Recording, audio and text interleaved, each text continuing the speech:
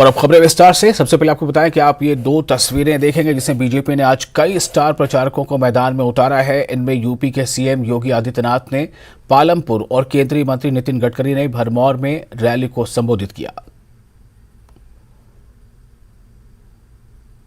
प्रधानमंत्री मोदी जी का, मोदी जी के नेतृत्व में देश न केवल वैश्विक मंच पर आज एक नई प्रतिष्ठा को प्राप्त कर रहा है, बल्कि भारत के सर्वांगीण विकास को भी एक नई ऊंचाइयों तक पहुंचाने का कार्य कर रहा है। हम सब जानते हैं, वैश्विक मंच पर आज भारत विश्व को नहीं बल्कि दुनिया का नेतृत्व करने वाला राष्ट्र है।